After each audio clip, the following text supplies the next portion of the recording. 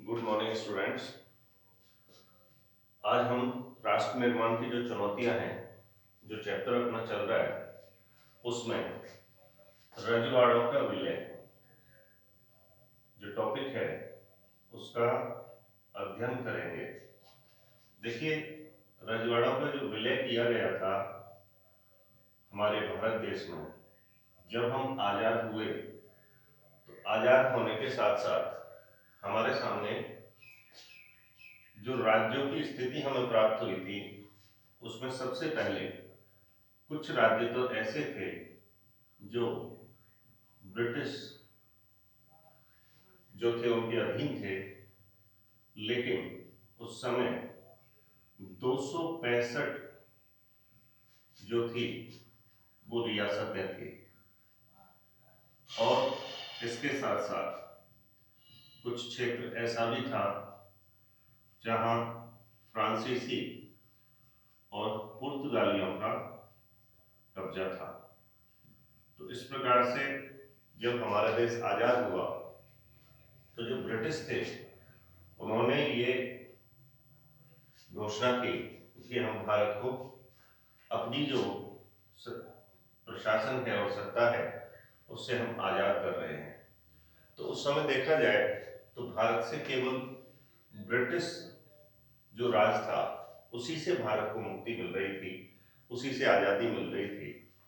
अब देश के सामने ये तीन समस्याएं भी थी और उनमें फ्रांस या पुर्तगाल वाला क्षेत्र उतनी बड़ी समस्या नहीं थी जितनी बड़ी समस्या ये रियासतें थी। इसका मतलब अगर हम विभाजन की भी बात करें तो भी लगभग 230 रियासतें ऐसी थी जो भारत में थी, क्योंकि बाकी अगर हम 35 को पाकिस्तान में भी मान लें, हालांकि 58 का उल्लेख आता है, तो भी लगभग मोटे तौर पर 230 जो रियासतें थी वो ऐसी थी जिनको एकीकृत करना था। इन रियासतों में एक सबसे बड़ी दिक्कत यह थी कि ज्यादातर रियासतें भारत में विलय होने के लिए तैयार हो गई और उन्होंने जो अपना घोषणा पत्र है उस पर हस्ताक्षर कर दिए कि हम भारत जो देश है उसके साथ रहेंगे। अब इनका जब विलय कराया गया तो इनके विलय के साथ साथ जो घोषणा पत्र इन्होंने जिस पर हस्ताक्षर किए थे उसमें मूल रूप से ये जिम्मेदारी दी गई थी सरदार पटेल को। तो उन्होंने कहा कि हमें केवल वो तीन चीजें दे दो जो आपने ब्रिटिश सत्ता को दे रखे थे, जिसमें सबसे पहले नंबर पर था विदेशी संबंध, यानी कि अंतरराष्ट्रीय किस देश से हमें व्यापार करना है या नहीं करना, क्या स्ट्रेटेजी रखनी है, वो हमारे पास होना चाहिए। एक हमारे पास संचार और संचार और परिवहन, यानी कि ये जो स्थिति है वो हमें दे दी जाए। तो एक तो विदेशी संबंध, एक संचार की स्थिति और एक है सेना, यानी ये तीन चीजें हैं जिन पर हमारा अधिकार रहेगा। बाकी जो आपकी पावर है वो आपके पास जैसी कि हैं वैसी ही सुरक्षित रहेंगी। तो ये एक बहुत बड़ी समस्या थी। हालांकि केवल ये तीन चीजें ही नहीं, ये केवल भ्रम रखा गया, बाकी धीरे धीरे करके रियासतों के जो पूरे अधिकार थे वो ले लिए थे। यहाँ तक कि उनको कई रियासतें थी जिन्हें बी राज्य की श्रेणी में रखा गया, लेकिन उसके बाद जब इंदिरा गांधी प्राइम मिनिस्टर जो बनी थी तब उन्होंने ये सारा कुछ उनसे छीन लिया। हालांकि ये बी राज्य की जो श्रेणी है वो पंडित नेहरू ने पहले ही खत्म कर दी थी, लेकिन उसके बाद भी वो अपना कुछ असला रख सकते थे जो इंदिरा गांधी ने समाप्त कर दिया। इस तरह से रियासतें भारत में आई, लेकिन विलय के साथ कुछ रियासतें ऐसी थी जो लास्ट तक भारत के जो विलय है उसमें एक सरदर्द बनी रही। पंडित जवाहरलाल नेहरू और पटेल, इनका ये महत्वपूर्ण कदम था कि उन्होंने धीरे धीरे करके इन सारी रियासतों को भारत जो संघ है उसमें इसको विलय कर लिया। तो देखिए, इस समय जब विभाजन हुआ था तो मूल रूप से बांग्लादेश और पाकिस्तान दो अलग देश बन गए, और ऐसी स्थिति में जो पाकिस्तान वाला भाग है और जो भारत वाला हिस्सा है, ये तीन रियासतें जो थी वो सबसे ज्यादा दिक्कत वाली रही, जिसमें इनका नाम आता है, सबसे पहले नंबर पर थी जम्मू कश्मीर, दूसरे नंबर पर हैदराबाद, और तीसरे नंबर पर जो रियासत थी वो थी जूनागढ़। अब इनमें समस्या क्या थी? इनमें मूल समस्या ये थी कि जूनागढ़ एक ऐसा क्षेत्र था जहां का राजा था मुस्लिम, जबकि यहाँ की ज्यादातर जो जनता थी वो थी हिंदू। यहाँ की जो ज्यादातर जनता थी वो हिंदू और राजा था मुस्लिम। इसने सोचा कि क्यों ना पाकिस्तान मुझे समुद्र मार्ग से मदद कर देगा और मैं यहाँ का राजा जैसा हूँ वैसा बना रहूँगा। हालांकि ये यहाँ के इस नवाब की बेवकूफ़ी थी, क्योंकि जहाँ पर अधिकांश जनता हिंदू हो वो पाकिस्तान में शामिल कैसे हो सकता है। तो इस प्रकार से इन्होंने अपने घोषणा पत्र पर ये कह दिया कि मैं पाकिस्तान में जाऊंगा।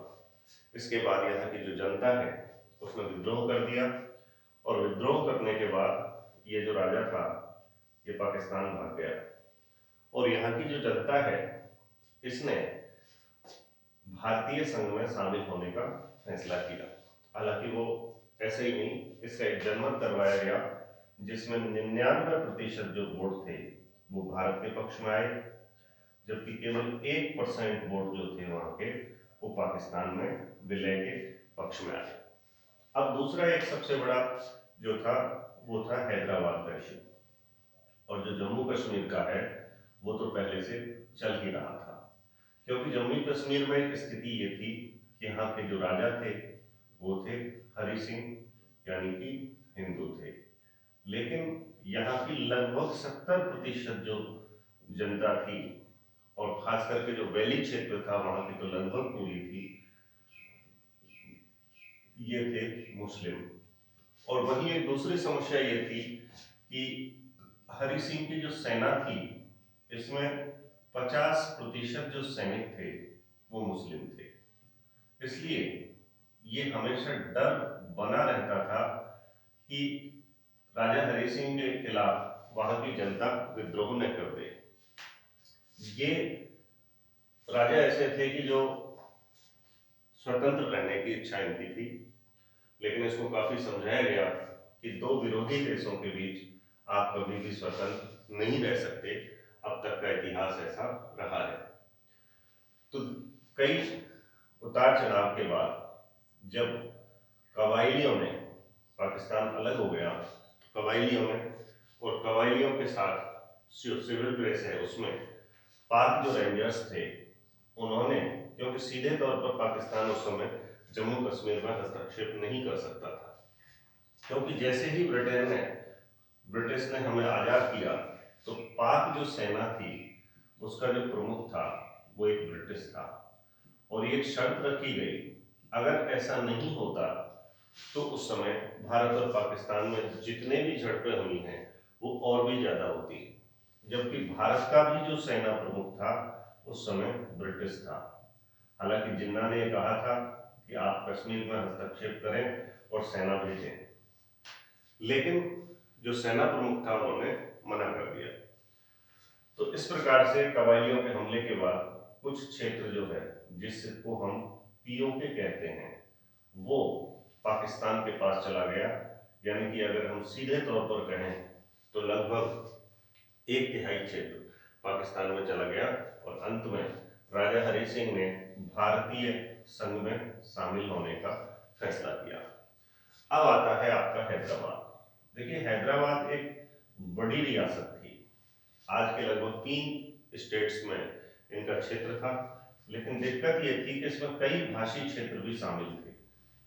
और हैदराबाद जो रियासत है वहां पर मुस्लिम संगठन उन्होंने डेवलप किया था, MIM, जो आज भी कायम है।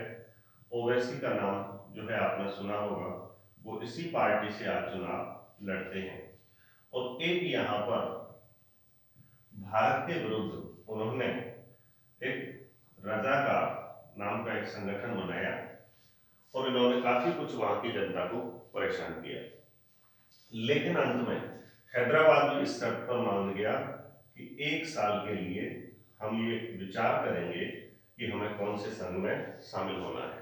हालांकि हैदराबाद का क्षेत्र ऐसा था जो चारों तरफ से भारत से घिरा हुआ था, पाकिस्तान यहाँ किसी भी स्थिति में नहीं आ सकता था, क्योंकि जब भारत इसके एयर मार्ग को ब्लॉक कर देगा तो उसके बाद हैदराबाद में पाक सेना नहीं आ सकती थी।